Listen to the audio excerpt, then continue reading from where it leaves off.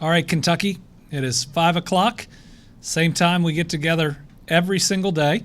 Recommit ourselves to fighting this coronavirus and make sure that we all know that we will get through this and we will get through it together. So say it with me like we do every single day. We will get through this. We will get through this together. And one more time. We will get through this. We will get through this together. We are going to get through this because from the very start, we have been committed, we have been united, and we've been willing to do what it takes to defeat this coronavirus. We've remained calm. We have accepted the very strange reality that we face.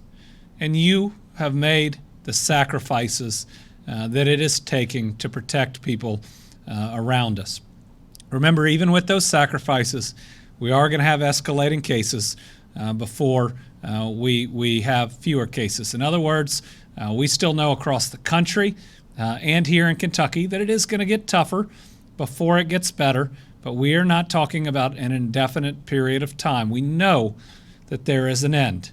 We just have to be strong enough to get there, and we have to be resilient enough to get there. I absolutely know that we can do it, and the way we do it is by following the 10 steps that we talk about in battling this coronavirus. Number one is the most important. Be healthy at home. All of us should be at home, not just at 5 when we're talking, but we ought to be at home as much of the day as we possibly can be. It's really only 3 things that we ought to be doing outside of home. Number 1 is going to work if we're going to work. Number 2 is getting supplies if we need them. And number 3 is getting exercise. But making sure that exercise or supplies are not an excuse to violate, the healthy at-home steps that we need to be taking. The more you are healthy at home, the more you are doing your duty as a member of this Commonwealth and as a patriotic American, and the more people whose lives you are saving. The more you are at home, the more lives that you are saving. I know that's kind of hard for us to grasp. It's one of those questions of what do you mean if I just stay at home and don't get out? We protect people's lives. You do. We never know what we're going to be called upon to do that will ultimately help save people's lives. Here, it is staying at home. So please do it. Number 2 is avoid crowds and gatherings. No exceptions. No matter what, every crowd and gathering is how the coronavirus spreads, and every crowd and gathering increases our potential death count. Avoid them all. If you're planning on going somewhere and there is that crowd, don't go there. And this is of any size. Remember, we've been talking about this lately, house parties we can't do.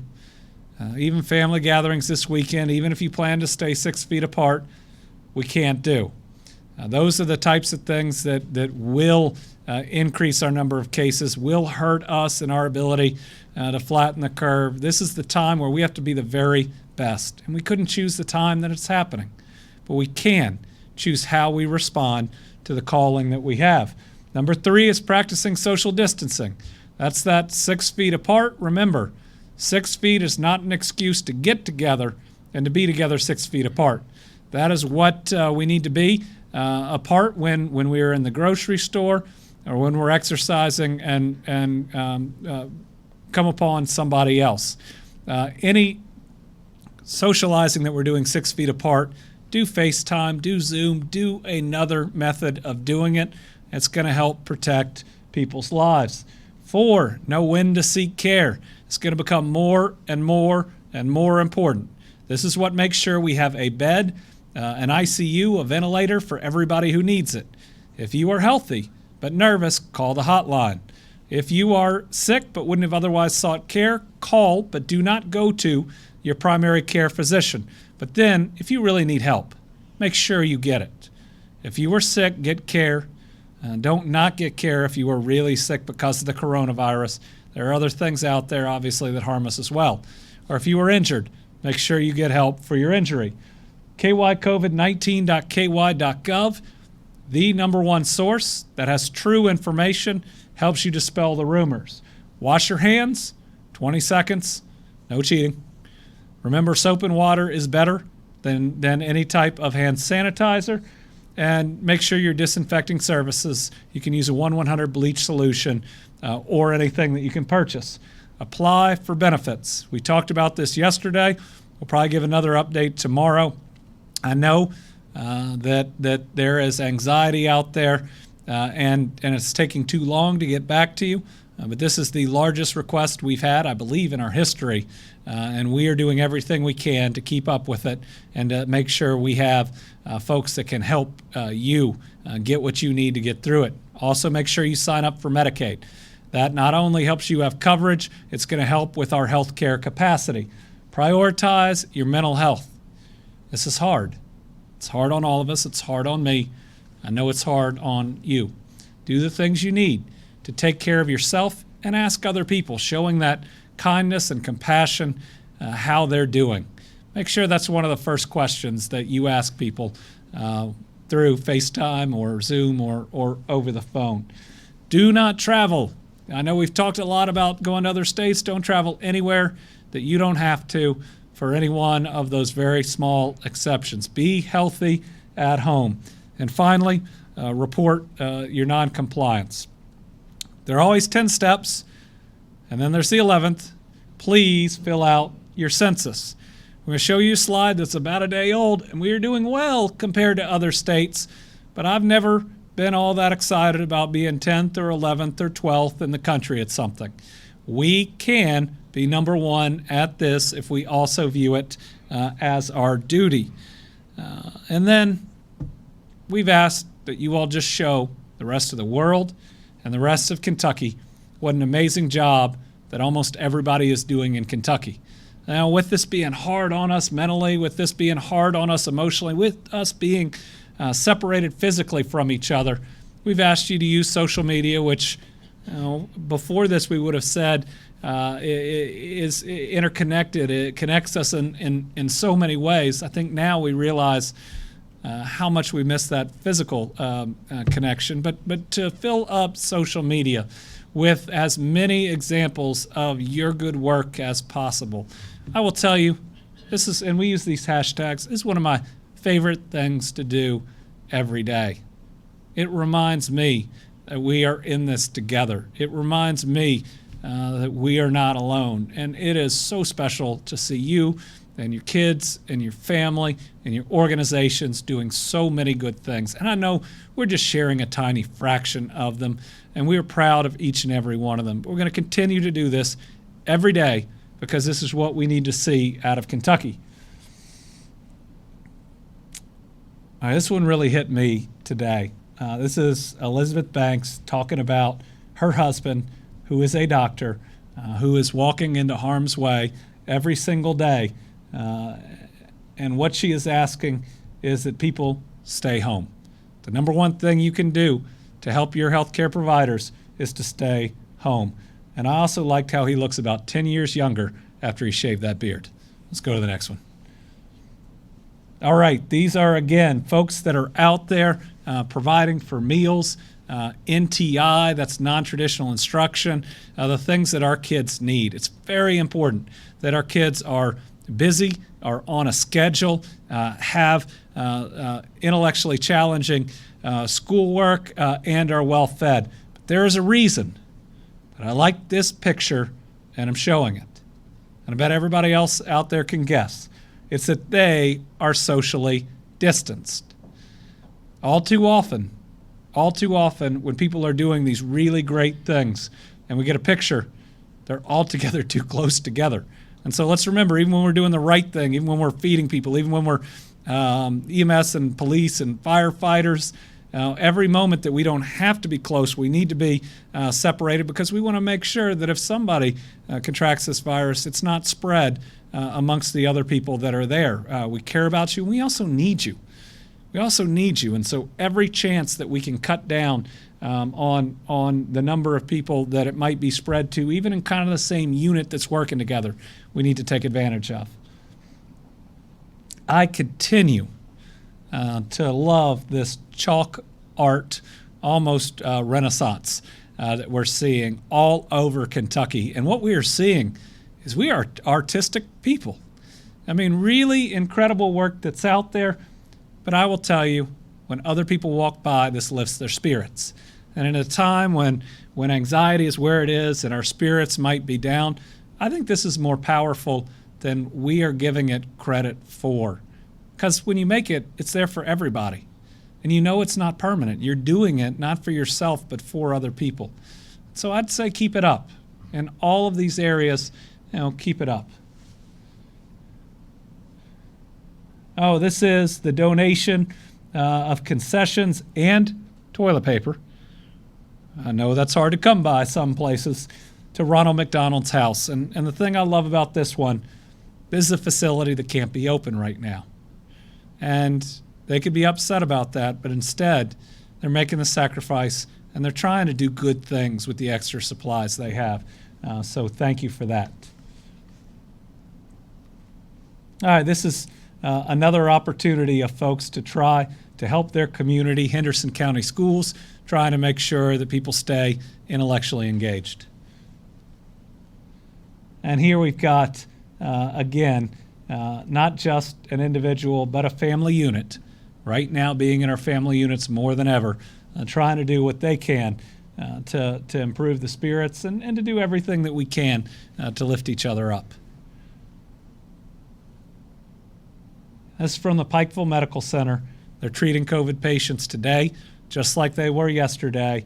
This is their staff that is here for us. Let's make sure that we stay home for them. It's National Public Health Week, and we want to thank all of our healthcare providers. We want to thank our departments of public health. You all are special people. And I tell you what, we should have all known it, but the whole Commonwealth knows it now. All right, now we got, I'll let the video speak for itself. It's a special one.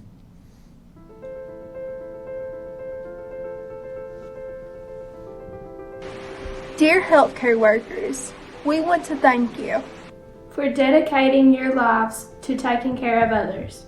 We know that whenever you chose this career path, you probably never imagined that you would find yourselves in the situation we are in today.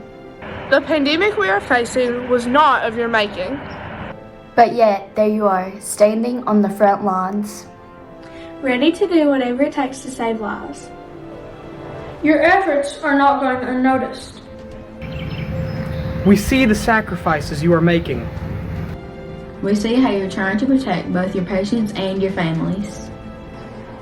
We know that you are mentally and physically exhausted. Please remember, there is hope. As our governor reminds us every day at 5. We will get through this. We will get through this together. Words can't begin to express how much we appreciate all that you are going through to protect us. We would just like to say thank you. Thank you for all that you do. Thank you for your dedication. Thank you for your compassion. Thank you for your devotion. Thank you for your sacrifice. Thank you for taking care of others. May God bless you and continue to keep you safe.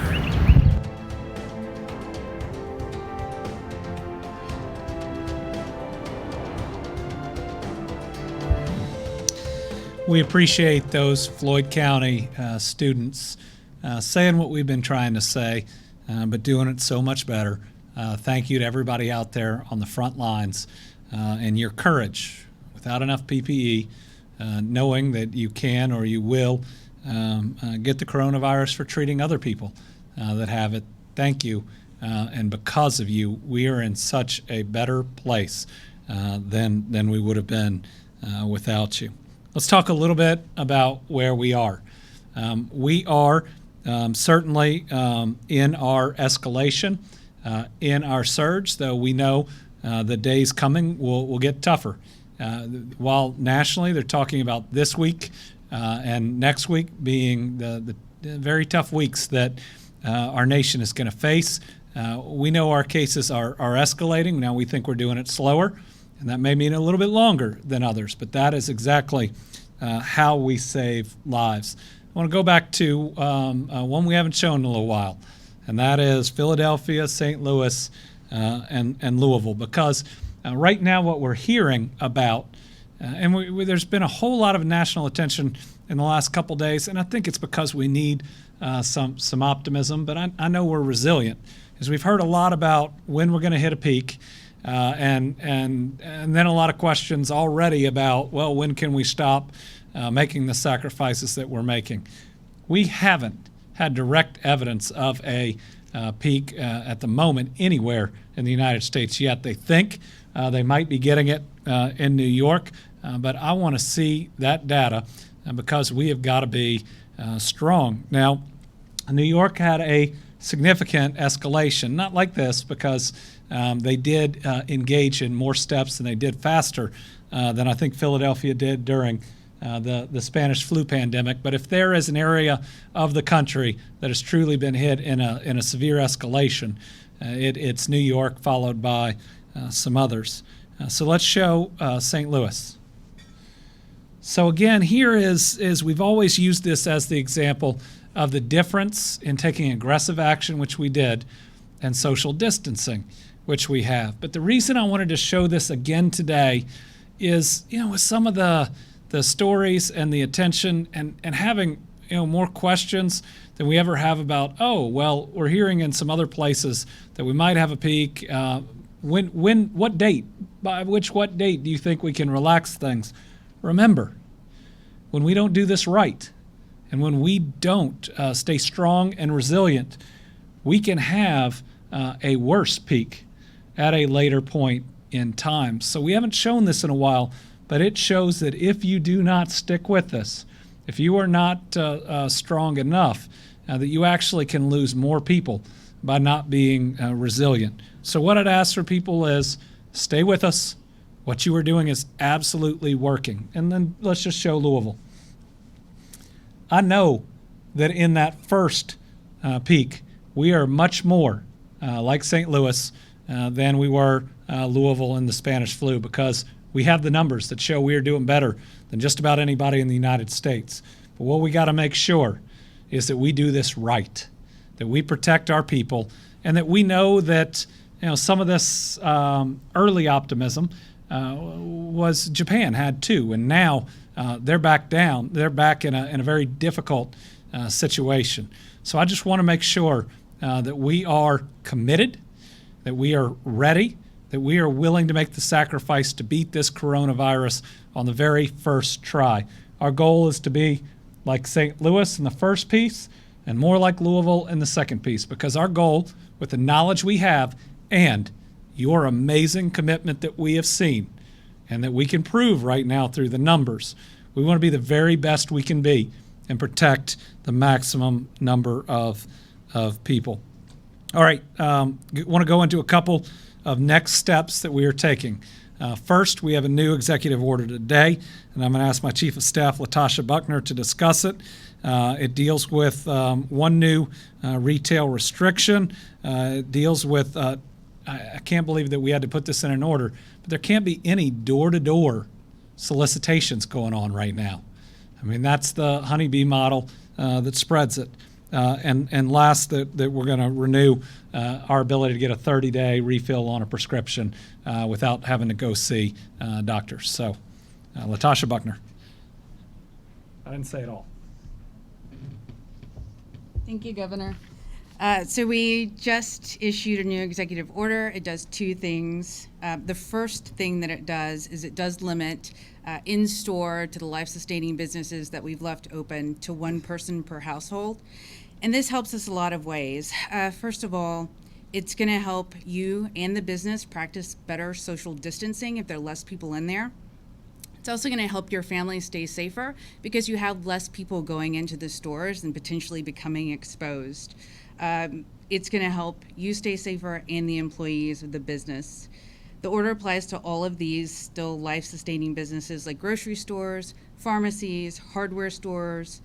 It also means that families and households shouldn't go to the store together, but instead one adult gets what's needed while the other members stay healthy at home. So going to get groceries shouldn't turn into a default date night because we're all wanting to get out of the house a little bit. Now there are exceptions, and those exceptions will be for the people who can't remain healthy at home without your care or supervision. So if you're the adult in the household and you need to go out and get groceries, but you have minor children or other adults who have physical or mental impairments where they can't be on their own, they can still accompany you to the grocery store or the pharmacy. We're also asking that these businesses who are fortunate enough to stay open still use common sense and good judgment in helping us enforce this order. Second thing is just what the governor's already discussed, the honeybee problem. If there are people still going door to door to all the households to either sell magazines, fundraise, drum up business, it's creating the problem that we're trying to stop. Furthermore, it prevents you from staying healthy at home if people are deploying honeybees everywhere. And then, as you said, we're doing a re-up of the pharmacy order that allows pharmacists to employ telehealth and renew your prescription. Thank you. Thank you. So for everybody out there that's, take something normally, and like I do, whether it's, I'd take a prescription Singulair that allows you to get that 30-day prescription, and now this will let another 30-day prescription without going in to see your doctor if you have the no refills. This is just a way to keep everybody healthy and to make sure that that we're getting everybody what they need without exposing them unnecessarily to the coronavirus. Number 2, and if I can ask somebody to grab the mask that our folks are making from my office. I didn't bring that out. Number 2, just want to, I've thanked a number of different people that are doing important work at this time. I know that there's a lot of expansion going on out there in healthcare facilities or conversion. I want to thank our construction workers that are helping with that know we've got to increase our capacity and are doing what it takes to do that. Update on the field hospital that we are working to put together on the fairgrounds. We've ordered the beds. We're working the plan. Our hope is to have 250 active beds if needed in about 2 weeks and to be able to scale up from there. And just generally, we've been asked about different steps that we would like to see to make sure we can take care of people. That is our primary facilities that right now are getting folks in. Once they reach a certain capacity, we want to make sure we're also pushing folks out to the good facilities all over the state, making sure if there are hospital beds that are out there, especially when we are under that capacity, when they are needed, that they are being used, and making sure that we take advantage of all of the great providers that we have out there as we see those numbers coming up. And it'll only be when across the state we see a certain capacity hitting all of our potential beds, that's when we turn on the solutions like the fairgrounds or others. That we know that there are already great providers out there. There are good hospital beds and facilities, and we want to make sure that we are using those before we have to resort to other means. And that's, again, how we're all in it together. That a community hospital that may not have enough, that doesn't have significant numbers of people in it from their own community can help out others. All right, we mentioned the other day that we have our prisons that are helping to manufacture masks. Here is one that they are doing. The very first use of it is going to be for them. We want to make sure that people can be as protected as they can. And listen, our folks that are currently incarcerated made these, and we want to make sure that they get the pride out of that, but also the protection. But these are also going to be going out to state employees and others across Kentucky. Again, wearing a mask in public, which the CDC now says that people can or should do, is more about in case you are asymptomatic, not spreading it to other people than any other use. And remember, just because you have one of these on doesn't mean you can be next to somebody violating that 6 feet. Doesn't mean that you can get together, even if you're 6 feet apart, healthy at home. is still the requirement, followed by social distancing. All right, I just got handed this, and this is great news for so many people out there. We just received access to the additional $600 payment for unemployment from the federal government. And we have confirmed that we'll start payments tomorrow evening. That's pretty exciting. That's come in since we started. I appreciate that legislation passed by the federal government and signed into law by the president. That's really going to help our people, especially since so many of them only get a certain percentage of what their income would otherwise be. This is going to be a significant help. We are activating our first state park, though on a somewhat small level as we work up to it. It's going to be Kentucky Dam Village, and I want Dr. Stack to talk about the first folks that are going to be staying there as they are helping other people. Thank you, Governor. So it feels like forever ago, but a number of weeks ago, I put out a call for volunteers, and we have over 700 students in medical school, nursing school, pharmacy school, and other healthcare professionals and other non-healthcare professional schools who have identified themselves in our database as volunteers. And we have a facility who's in need of help, where they have a number of individuals who become infected with the coronavirus. And so we have called up the first cohort of volunteers. Now I've asked them all, and they've given me permission to mention them by name. So we are calling up Gant Unfried, Meredith Dowdy, Amanda Meyer, and Heather McGuire. And they come from both University of Kentucky and Kentucky College of Medicine. They're third-year medical students, all four of them, and they are going to be deployed tomorrow. And so they will be out in the field helping the community. When we informed the community that they would have this help, I'm informed that the local community was very grateful and described them as angels coming to help. And so I cannot begin to express my gratitude enough on behalf of myself and the governor for their volunteerism and being willing to go help others in their time of need. For all the other volunteers, check your email tonight. I'm doing a webinar with you tomorrow, and I need to talk about this because everyone who volunteered, I need to have you on standby. We may be needing to use you as we go forward, and I'm going to go into some details about that. So thank you very much to these medical students, and we look forward to the great help that they're going to bring to that community. So thank you, Governor. Thank you. Well, and when Kentuckians were asked to answer the call, look at how we've done it in so many ways, including our medical students volunteering to put themselves in harm's way because this is what they signed up for, and wanting to make sure that they were helping their fellow human being. Next point, mass gatherings this weekend, we can't have any. We are right in the crunch time for us making sure that we flatten the curve and that we save people's lives. This is a tough week for that to be our reality, but it is our reality. Whether we're of the Jewish faith and its Passover or the Christian faith and its Holy Week, I know that's asking a lot of us. But let me thank just about everybody out there, the 99.9% that not only are willing to, but have stepped up and are willing to sacrifice how this week would normally go. My faith compels me to protect the people around me, to treat my neighbor as myself, or maybe I'm treating my neighbor like they're members of my family and trying to do everything I can to protect them. While I know it will be hard to worship virtually or in other ways, it will save lives, and it'll mean the people that you normally see in person at church will still be in church months from now.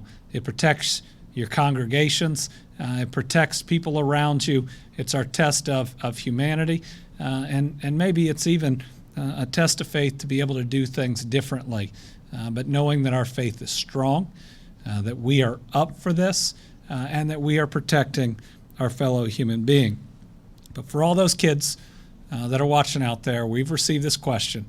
We have had different travel bans, and one of the exceptions on there is work. So I want people to know that the Easter Bunny is an essential worker and that the travel ban does not apply.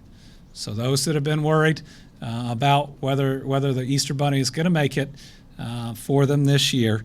I can tell you that that is most certainly an essential worker, and falls in with the exceptions of our travel ban. I know my kids who are watching will be really happy to hear that, and I hope yours are too. All right, let's go over our numbers today, and this is one of the times where, well, we got to breathe and know that everything we've talked about expecting is just what's happening. We are in our escalation. We talked about the last 3 days being good on the averages, but not making sure that we draw any further conclusions from it. Today, we have our largest number of total new cases that we have had, which is 204 new cases.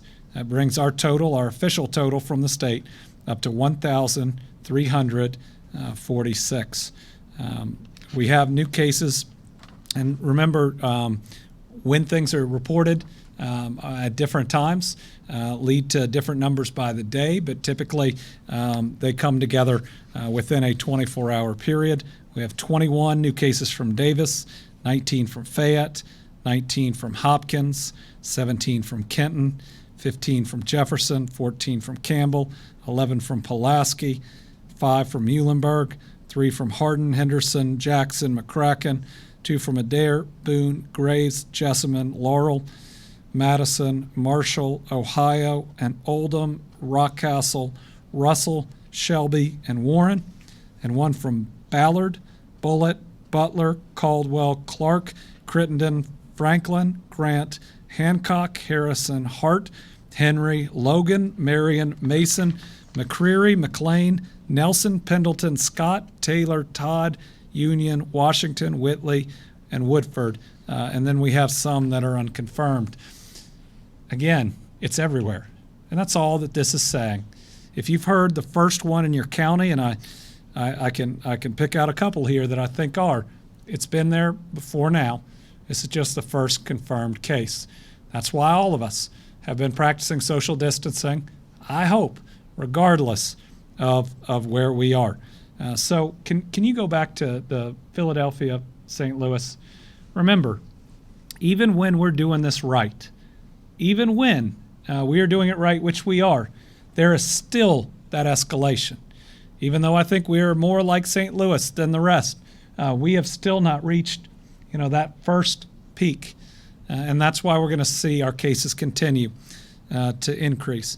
Now, of this number, we have had 339 people that have fully recovered.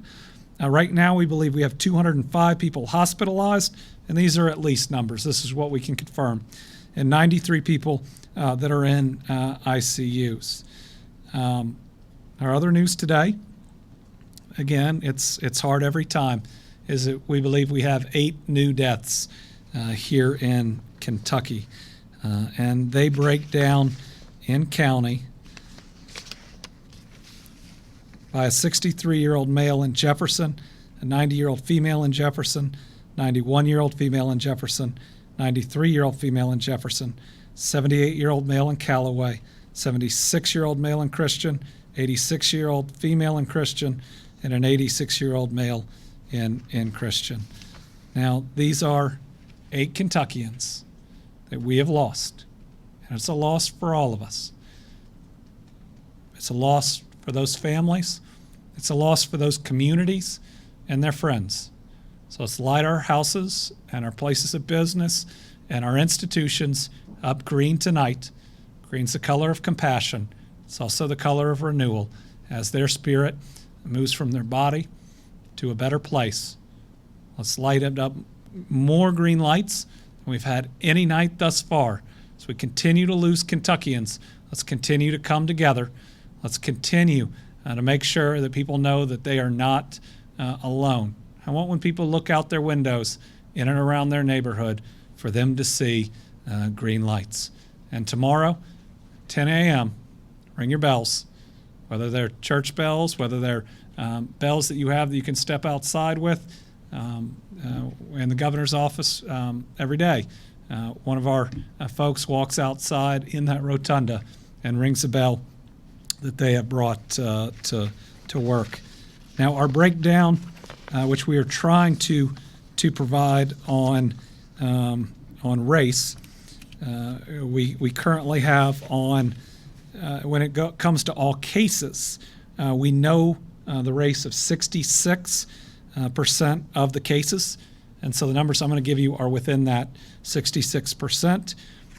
They are 80% Caucasian, 11.76% African American, 3.5% other race, 2.5% Asian, 2.28 multiracial. Of our deaths, where we know, we believe we have about 82% of those total, and the breakdown is 86% Caucasian, just a little over 12% African American, about 1.75% Asian. So those are the numbers where they are right now. But every single one of the folks that we have lost, let's remember, they were very special people, all of them.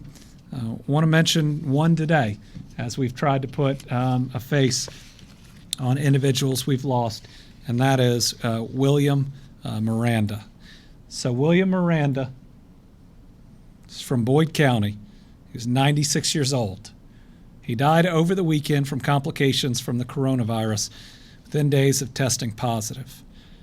He was on Omaha Beach on D-Day. When we talk about that greatest generation that made sacrifices, that one that in this specific time we look up to and know that we can do this because they did, he's one of those very brave souls. He was injured on D-Day. He was later awarded not one but 2 Bronze Stars for his service. His son Richard says, "He was my hero. I was very proud of him." And Richard wanted to share his father's story to make sure people realize how dangerous the coronavirus is, as well as to make sure that his dad, like all of the people that we're talking about, aren't just a number that I read off every night. That we don't become numb to this loss or to the number of cases, and that knowing a name, a face, a family, a hero ought to help us be more committed every day to doing the right thing and following those restrictions and that guidance. Let's make sure that our need to have somebody else over to our house or to go to a mass gathering doesn't result in us losing a hero like William. I want to thank Chad Hedrick from WSAZ for reporting on this one. And let's all remember how special that William is and was, as well as everybody else that we've lost. I want to give a brief update on some of our areas of concern that we talked about yesterday. The first is long-term care facilities. So this is our update. We have had 17 additional residents test positive in our nursing homes since yesterday, 13 more staff.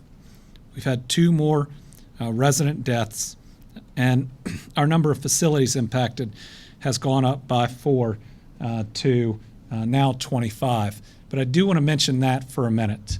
While we say 25 facilities, at least 10 of them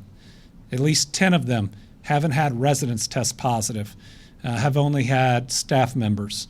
And in many of those staff members weren't necessarily in the facility or even around the facility during that period of time. This is an area we're working really hard in.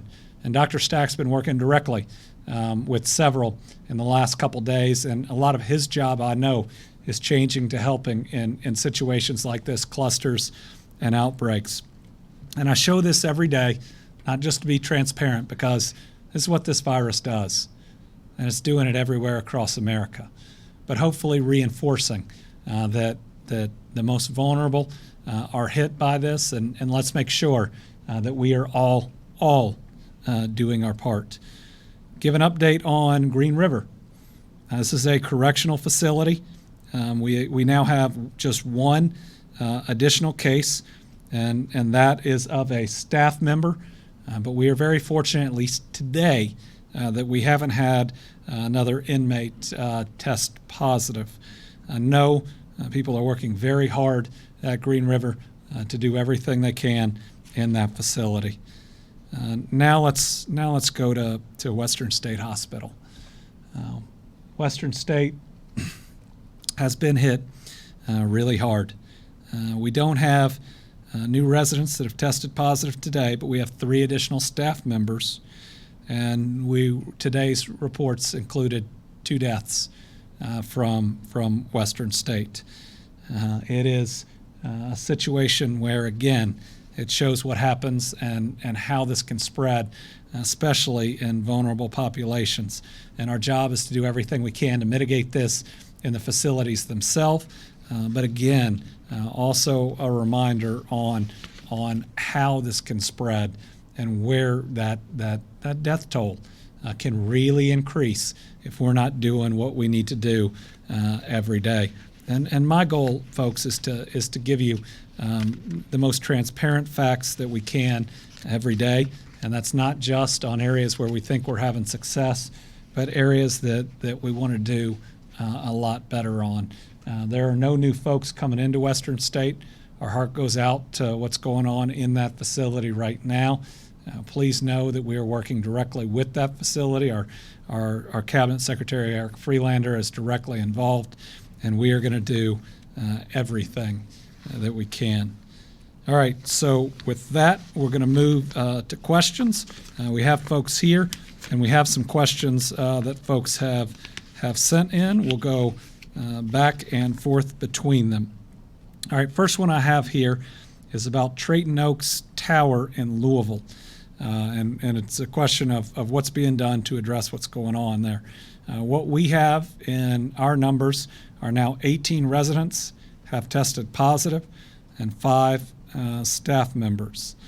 We also believe that there have been 3 deaths in the facility. And so to everyone that is there or who have a family member there, we are thinking about you. We know it's a scary situation. We know both the local health department and others are working very hard to address the situation. This is a senior living facility, and there have now been an allocation of more than 100 tests for those that are there and who are working there. A CDC expert was sent there today to talk about PPE, and we're working with them, and I know the local health department is working directly with them as well. I was asked about construction of the field hospital at the state fairgrounds. Beds have been ordered. Other things are on order. We hope our first 250 beds will be available within a couple of weeks. Joe. When adjusted for population, it looks like Western Kentucky has some of the highest in the entire state. Hopkins County, Muhlenberg County, Davis County, they have many more new cases today. Is this community spread in that region the most concern for you right now in the whole state? So the question is, when you adjust by population, there are certainly areas of Western Kentucky. Hopkins County has been hit particularly hard. Davis County, which has a bigger population but still hit pretty hard. Muhlenberg County, a lot of Muhlenberg County, or part of Muhlenberg County, is Green River, which we talk about. And is that one of our major areas of concern? Everywhere that we have a cluster, and that's what we would call this, is of significant concern. Much of the cluster can be traced to specific events or areas within it, and so trying to push resources to those areas to try to at least reduce the spread. Yes, it's of great concern to me. We do have great local leaders who are even taking extra steps above and beyond what we've done statewide. Hopkins County Judge Executive, Madisonville Mayor, and others, I believe, have initiated a curfew, as has Curtis McGee, the Muhlenberg County Judge Executive. Additional restrictions on drive-up church services in Hopkins County, given what they are facing. So yes, any area, just like when we started Harrison County, is of concern. That's also how this works and how it spreads and how it can very quickly move out in a community. And it's important to know this can happen in any community. And especially now when the coronavirus is in just about every single state, a single mass gathering that's held right now, pick your county, can blow up like we have seen in some of these areas. Question about taking a call from a home health care nurse. She says they're not being provided N95 masks, some only having surgical masks. Why are healthcare providers not getting proper gear? The answer is that there is a severe shortage of personal protective equipment in America. In every state, in every region, there is not enough. We are working every day.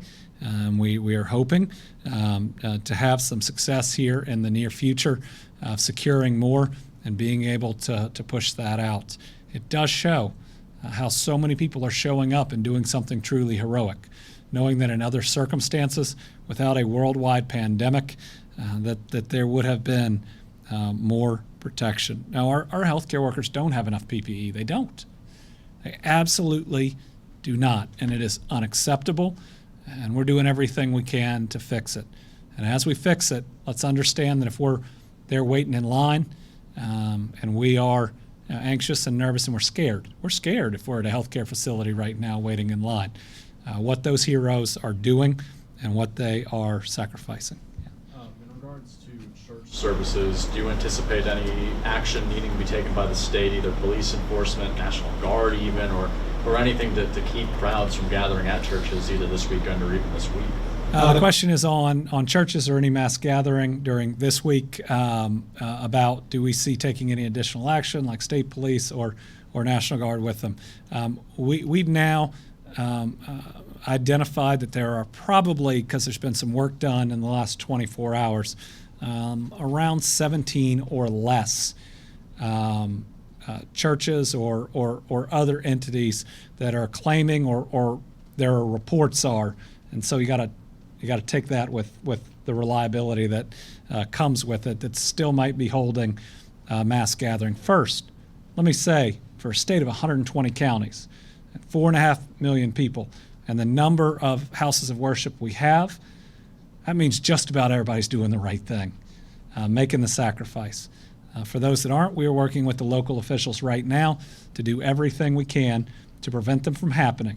Because if you get 50, 100, 200 people in one building, whether it's for a service or anything else, the coronavirus will spread.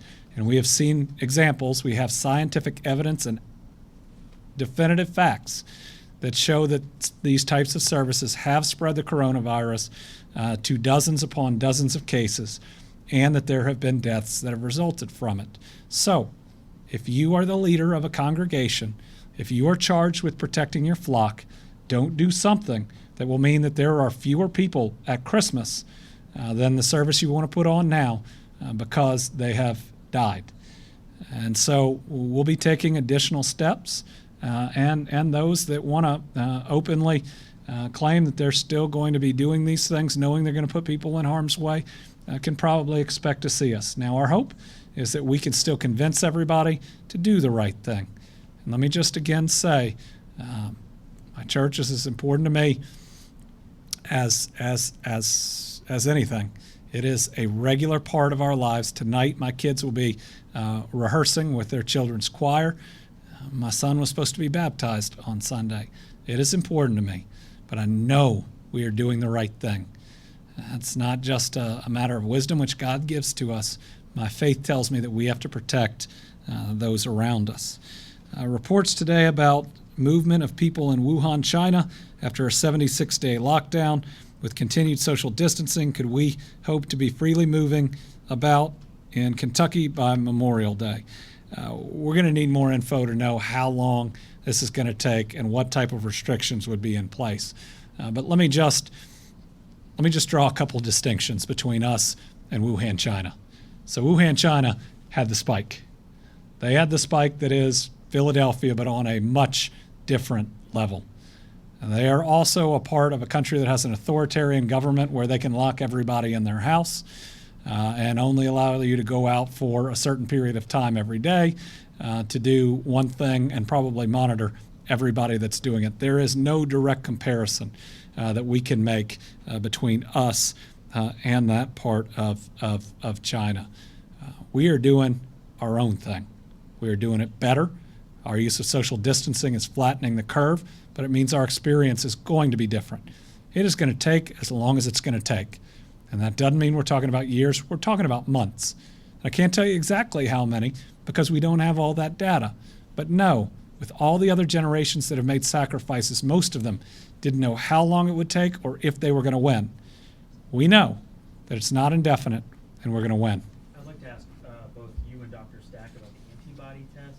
Do you know of any commercial labs that you're working with that have sought FDA approval for the emergency authorization to get that antibody test?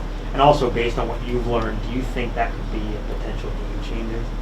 I can say from my end, we don't have, at least I haven't seen enough scientific research to suggest that any of these antibody tests will be a game changer. Now, I like that they're doing it. I know we've got at least one Kentucky company that is participating and hoping to get approved for clinical trials. Everybody that's out there that thinks that they might have a medication or a solution, keep pushing. But I don't believe in false hope. And I want to make sure that I have information suggesting something is going to work before I endorse it. Now, I do endorse everybody trying. And I want people to be innovative and to look for that next thing. Dr. Stack?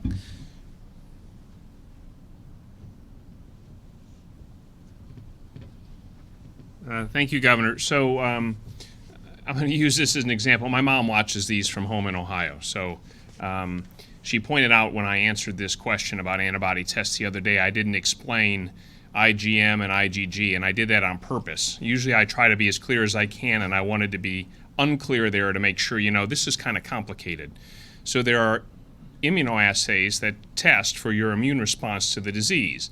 And there's different kind of antibodies. There's ones you make right when you get infected, and there's ones you make that are later after you've recovered from the infection that may protect you over time.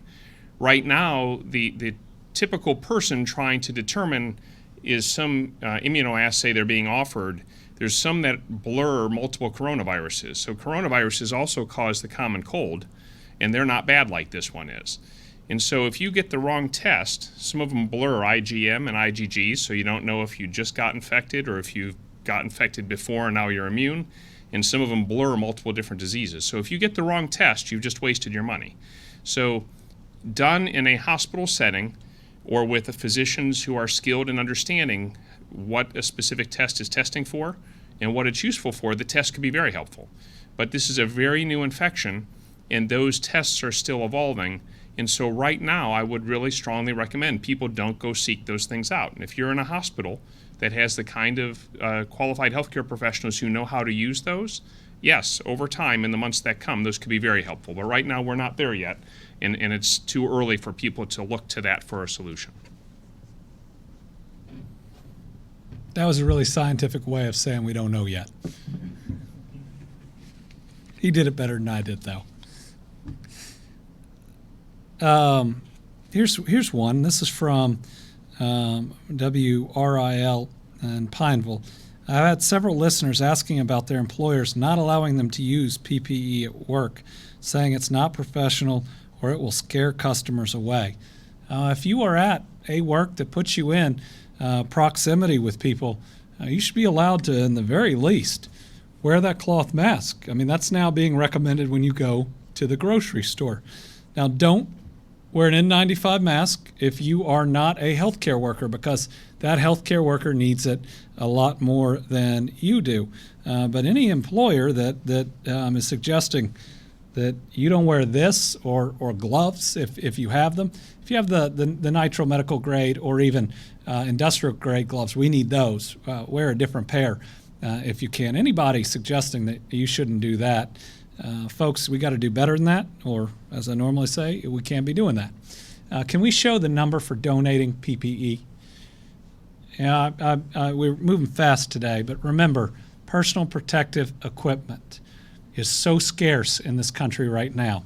We work every day on trying to buy it, It is the most frustrating thing that I have tried to do, I think, in my entire career, and it's more important now than anything I've ever done in my entire career. This is what we spend our time on doing. We're also working on the manufacturing side, and we're having some real luck with some companies that are able to do some of these things, face shields being one of the best that folks have been able to do.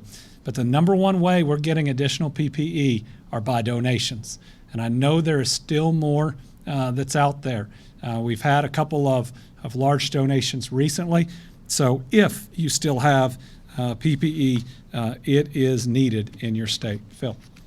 Can you talk a little bit more about that $600? Is that going to be for everybody who's filed unemployment or just certain people? The question is about the additional $600 for unemployment, and this would be the day I don't have Josh Benton here. I believe that the $600 is a supplement to everybody who qualifies for unemployment, but we'll get Josh to answer that. I was literally handed the email as I was up here, and it is good news, but we'll have to have clarification of that tomorrow. And at least this email says we have confirmation that payments may start as early as tomorrow evening. So we will get Josh here tomorrow to break that down. I understand that House Bill 351 has passed the legislature and is on my desk.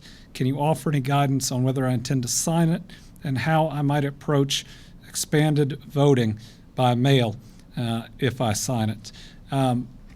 Voting by mail is something, I had a meeting on it today with my staff. It's something that I believe for the primary we have to not only be looking very seriously at, but we got to be moving forward with the plans for it. That doesn't mean that that's what will happen in November, though if it is necessary, if we have a fall spike, it would be good to have a test run in a primary with the importance especially of a general. I was shown some initial projections on what it might cost the state, and I'm absolutely willing to do it. This is an area where I can't ask poll workers, especially when our poll workers are in typically the most vulnerable population to the coronavirus, to be in that facility with people coming in and out and in and out. If we still have concerns about this, and June 23rd, well, I hope that we are on that downward curve. When we are able to start releasing some of these restrictions, the people we're going to need to protect the most are the people that are the most vulnerable. You know, even when at some point in the future we're able to start opening these up, we'll need to be very careful about our vulnerable population over 60 or in that risk group of heart, kidney, or lung disease of still being healthy at home. And so it's going to be a real challenge where we're going to have even more buy-in, and it's going to seem unfair to a lot of people when we're at the point where we can slowly start easing those restrictions. Joe. I have a follow-up on the church services this weekend. You said that you're working with local officials on those 17 or so that are still planning to have services. If they do have services, do you want local officials to block or prevent those, or is that up to each law enforcement agency to do what they want to do? The question is, with working with local officials on those that might still hold mass gathering services, other things this coming weekend, what do I want to see them do, or what would we be doing? At this point, I still hope that we can convince people not to hold them. If it takes a sheriff or a sheriff's deputy being in the parking lot, telling people as they go in the risk that they face, which is an absolute spread of the coronavirus, that one I don't think is questionable at all, and the potential for death not only within that congregation but outside of it as you look at the experience that we've seen. My hope is that step would be enough, but I'll consider other steps beyond that if we have to.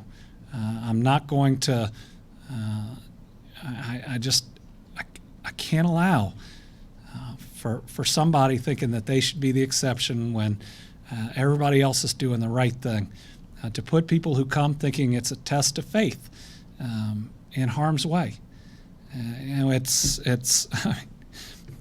if I was in a world 4 months ago, everybody would say that I'm crazy, but I'm I'm just willing to do what it takes to save people's lives. And that's now how I judge how I do my job every day. Do I think we saved lives or not? It's not how I thought I'd be judging myself as governor, but that's where we are. And let me say, we held a call with all the county judges in the counties that we think there might be services, and to a person, they were ready to do what it took. It was really special. And that was people of different political parties and different regions. I was really proud of them. And there's just absolute unity knowing that we're doing the right thing to protect people. What do we see before some of the social distancing measures are lifted? Decrease in new cases per day, et cetera. So what we will need to see is that we have reached the peak and that we are coming down, and that we are coming down significantly. Then we have to look at the options of which restrictions we can release at what time and to what degree. It won't be an all in one day because we would spike right back up. Then we really need to think about the populations that would expose to more contacts that are out there. Because at least theoretically, when cases are starting to significantly come down, our healthier portion of the population that this disease and virus infects, but doesn't cause substantial harm to, is one piece. But then there's those that are the most vulnerable. So what I believe we will see, and people should expect, is we will have a multi-tiered step down when we are able to do it on both types of restrictions and potentially areas, but also groups of people themselves. And I hope people will bear with me with it. It'll be hard, but it'll be necessary to make sure that we can, in terminology that I would use, peter out this disease as we get it down while protecting people from harm. A couple of people have been calling our station saying that they've received double unemployment payments. They don't know what to do about it. They should return it or keep it. I'm not sure. This may be a small sample size. So the question is, there have been some people that have called a station saying they've gotten double unemployment payments. They need to call us.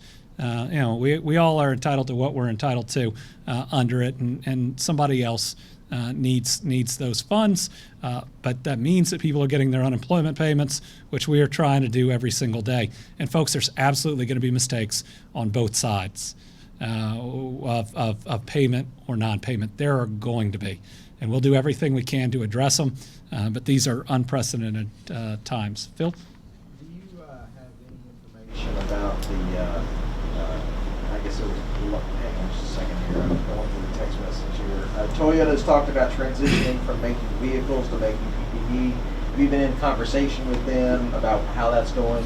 The question is Toyota being in conversations in manufacturing some PPE. We are directly in talks with Toyota.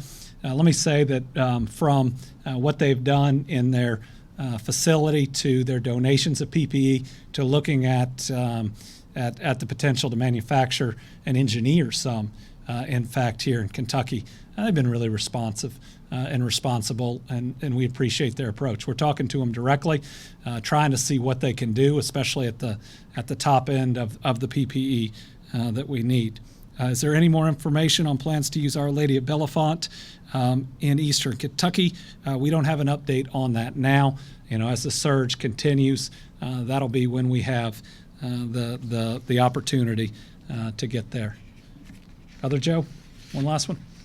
In regards to drive-in church services, I know we've kind of talked about that a little bit. It seemed like there was some contention about whether Louisville is allowing that or not.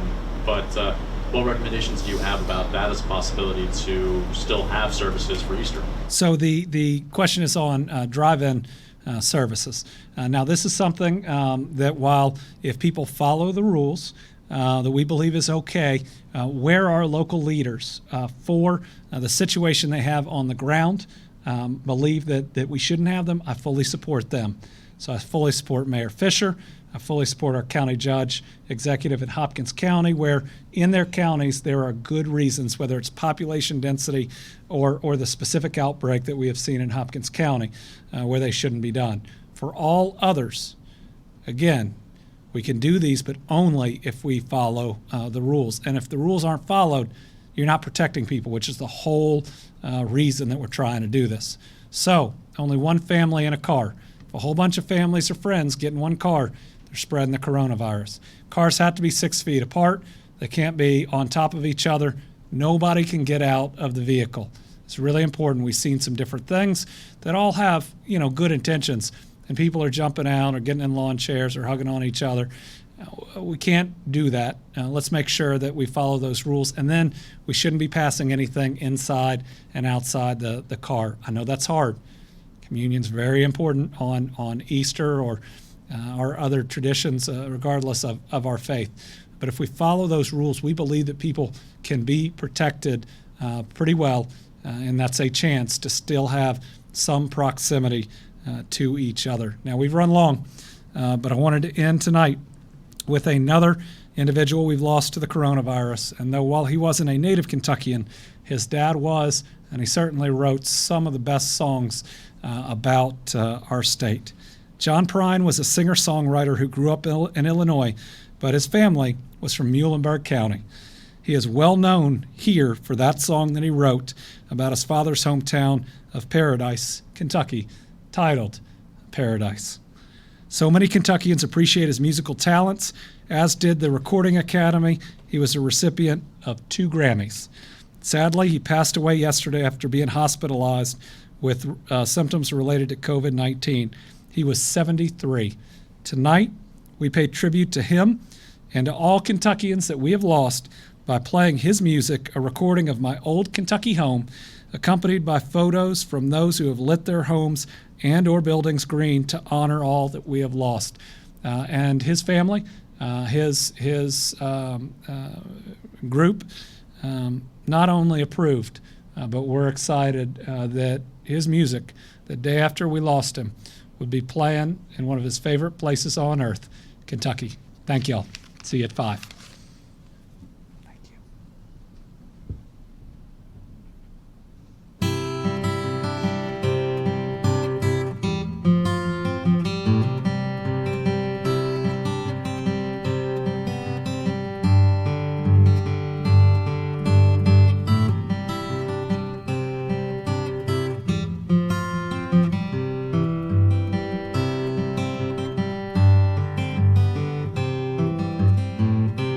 Oh, the sun shines bright on my old Kentucky home. 'Tis summer, the old folks are gay. Well, the corn top's ripe and the meadows in the bloom, while the birds make music all the day. Weep no more, my lady, or weep no more today. We sing one song for my old Kentucky home, for my old Kentucky home far away.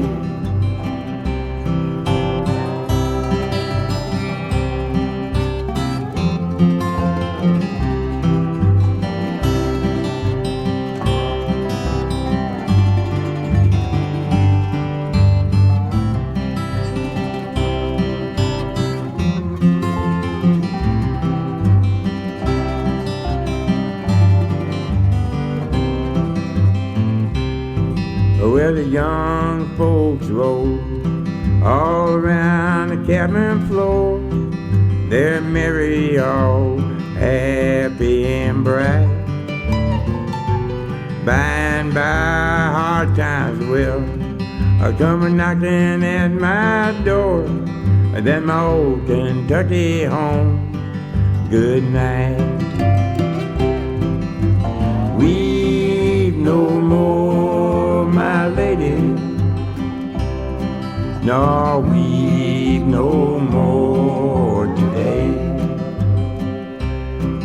we sing one song for my old Kentucky home, for my old Kentucky home far away.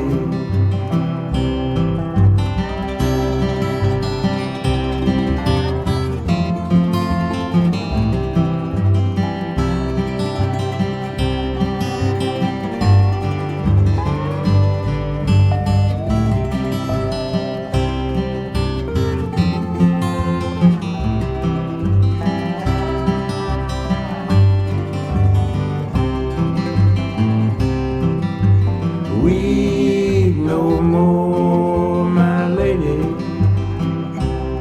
Oh, weep no more today. We sing one song for my old Kentucky home, for my old Kentucky home far away. For my old Kentucky home far away.